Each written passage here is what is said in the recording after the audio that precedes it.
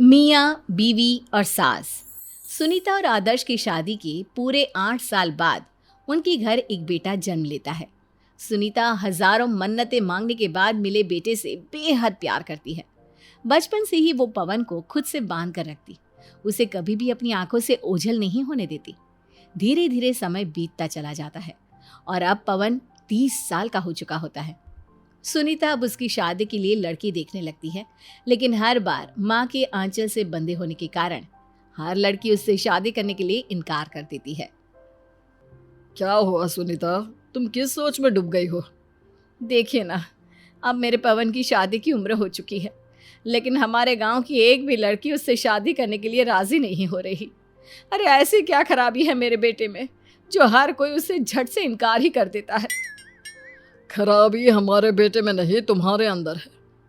अब अगर तुम उन दोनों को बात करने के लिए बिल्कुल अकेला ही नहीं छोड़ोगी और उनके बीच में जाकर बैठ जाओगी तो कौन उससे शादी के लिए यहाँ करेगा? माना कि तुम पवन से बहुत प्यार करती हो, लेकिन शादी जैसी चीज के लिए तो तुम्हें उसे प्राइवेसी देनी ही चाहिए ना। आपको तो हर चीज में मैं ही गलत लगती हूँ, आपसे बात करना ही बेकार है। अच्छा छोड़ो ये सारी बातें और आज शाम के लिए तैयार रहना। मैंने हमारे पवन के लिए स्नेहा नाम की एक लड़की को देखा है। बहुत ही सुंदर और संस्कारी लड़की है, इसलिए आज तुम उन दोनों को अकेले में बात करने देना। मैं नहीं चाहता कि ये रिश्ता भी हमारे हाथ से चला जाए। सुनीता अनचाहे मन से हामी भरते हुए अपने कमरे में तैयार होने चली जाती है। शाम में वो लड़की देखने पहुंचते हैं, जहां स्नेहा की मां शारदा और पिता गोपाल नाथ उनका स्वागत करते हैं। थोड़ी देर बातचीत के बाद आदर्श कहता है, हमें अपने बेटे पवन के लिए आपकी बेटी स्नेहा बहुत पसंद आई है। आगे जैसा आप चाहो। पसंद तो हमें भी बहुत आया है आपका बेटा, लेकिन मैं चाहती हूँ कोई भी फैसला लेने से पहले एक बार लड़का लड़की आपस में बात कर लेते तो ज़्यादा अच्छा रहता। हाँ हाँ, क्यों नहीं, हमें कोई दिक्कत नहीं है। पवन बेटा जाकर स्नेहा से अकेले में बात कर ले।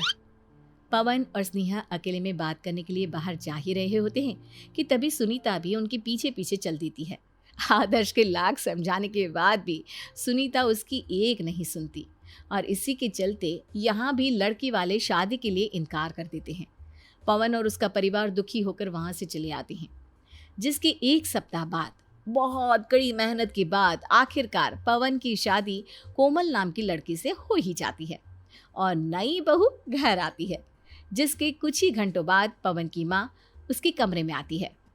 बेटा आज तू बहुत थक गया होगा ना, देख मैं तेरे लिए दूध लाई हूँ।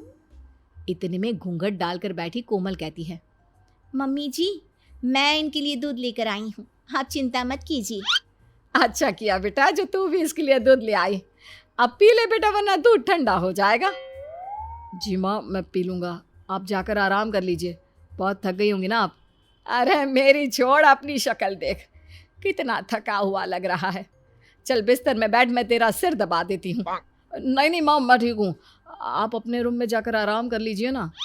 मम्मी जी आप परेशान ना हो, मैं दबा दूंगी इनका सिर। वो क्या है ना बेटा, मेरे बेटे को बस मेरे हाथ की मालिश ही अच्छी लगती है। तू एक काम कर, तू सो जा, तब तक मैं इसकी मालिश कर देती हूँ। सुनीता ऐसी ही जिद पकड़कर पवन के सिर की मालिश करने लगती है। सुनीता के मालिश करने के बाद पवन को नींद आ जाती है, जिसके कुछ देर बाद सुनीता भी अपने रूम में चली जाती है। अगले दिन सुबह सुनीता रसोई में सबके लिए नाश्ता तैयार कर रही होती है, तभी कोमल रसोई में आती है। मम्मी जी मैं भी आपकी कुछ मदद करूं? अरे नहीं नहीं बेटा, तू जाकर डाइनिंग टेबल पर बैठ, मैं बस खाना लगा ही रही हूँ। सुनीता के कहने पर कोमल डाइनिंग टेबल पर जाकर बैठ जाती है।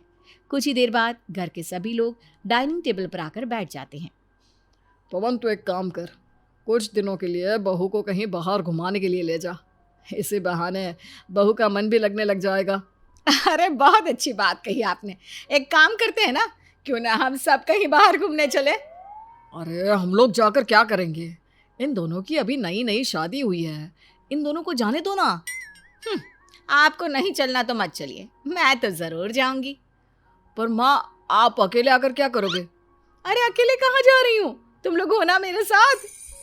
सुनीता कहीं पवन और कोमल के बीच कबाब में हड्डी ना बन जाए, ये सोचकर आदर्श भी उनके साथ चलने के लिए राजी होता है। जिसके बाद वे सभी कुछ दिनों के लिए बाहर घूमने चले जाते हैं।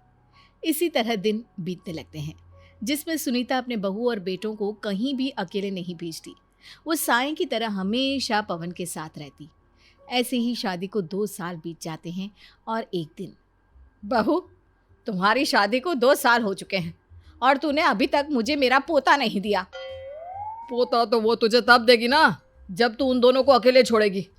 जब देखो तब भूत की तरह उनसे चिपकी रहती हो। आप कहना क्या चाहते हैं? मैं जानबूझकर इनके बीच आती हूँ क्या? मेरे कहने का यह मतलब नहीं है। मैं तो बस ये कहना चाह रहा हूँ कि अपने बेटे के ज़रूरत से ज़्यादा मोह में पड़कर तू उसका सुखी वैवाहिक जीवन और भविष्य दोनों ही खराब कर रही है। आपको लगता है कि मैं उसके वैवाहिक जीवन के लिए बाधा बन रही हूँ? देखो सुनीता, मैं बस इतना कहना चाह रहा हूँ कि अगर तुम उन्हें प्राइवेसी नहीं दोगी तो वो तुम्हें इस घर का वारिस कैसे देंगे? आदर्श की बातों से सुनीता सोच में पड़ जाती है, लेकिन अभी भी पवन को लेकर उसके बर्ताव में 1 इंच का भी फर्क नहीं आता, जिस वजह से आखिरकार एक दिन सास की हरकतों से परेशान होकर कोमल घर छोड़ने का फैसला कर बैठती है। मैं अब और इस घर में नहीं रह सकती, आप रहिए अपने बेटे के साथ। अरे क्यों, क्या हुआ बहू? मुझसे कोई गलती हुई है क्या? 2 साल हो चुके हैं हमारी शादी को। जब से हमारी शादी हुई है तब से एक भी बार हम अकेले बाहर नहीं गए। यहाँ तक कि कमरे में भी आप हमें अकेले नहीं छोड़ती, मानो मेरी शादी उनसे नहीं आपसे हुई हो। इसीलिए मैं ये घर छोड़कर जा रही हूँ। अरे नहीं नहीं बेटा, ऐसा मत बोल। मुझे बस ना पवन की फिक्र रहती है, इसलिए मैं उसके आसपास रहती हूँ और अपनी आंखों से ओझल नहीं होने देती। पर मुझे कहाँ पता था माँ का अपने बेटे के लिए ये मोह एक दिन उसका अभिशाप बन जाएगा। मैंने तो तुझे पहले ही समझाया था, लेकिन तूने मेरी आज तक सुनी ही कहाँ है। मुझे माफ़ कर दीजिए मम्मी जी, लेकिन मैं अब यहाँ और नहीं रहना चाहती। आप अपने बेटे के लिए कोई दूसरी बहू ढूंढ लीजिए। बहू, मैं तेरे आगे हाथ जोड़ती हूँ, ये घर छोड़कर मत जा। मुझे मेरी गलती का एहसास हो चुका है। मुझे समझ में आ चुका है कि बेटे के प्यार में अंधी होकर मैंने तुम्हारे गृहस्थ जीवन में ग्रहण लगा दिया। सुनीता की बातें सुनकर कोमल का दिल भी पिघल जाता है। शादी के 2 साल बाद ही सही आपको ये बात समझ में तो आई, यही बहुत बड़ी बात है। अब मुझे आपसे कोई शिकायत नहीं है। वैसे सच कहूँ तो मैं सिर्फ ये घर छोड़ने का नाटक कर रही थी। क्या मतलब? दरअसल ये पापा जी का आइडिया था। उन्होंने ही मुझे ये सब करने को कहा था, जिससे आपको आपकी गलती का एहसास हो सके। बहू सही बोल रही है। मैंने ही उसे कहा था कि ये घर छोड़कर जाने का नाटक कर, जिससे तुझे समझ में आ जाए कि तू आज तक इन दोनों के बीच आकर कितनी बड़ी गलती कर रही है। आप सही कह रहे हैं। आज अगर बहू ये घर छोड़कर जाने का नाटक नहीं करती तो मुझे कभी अपनी भूल का एहसास तक नहीं होता।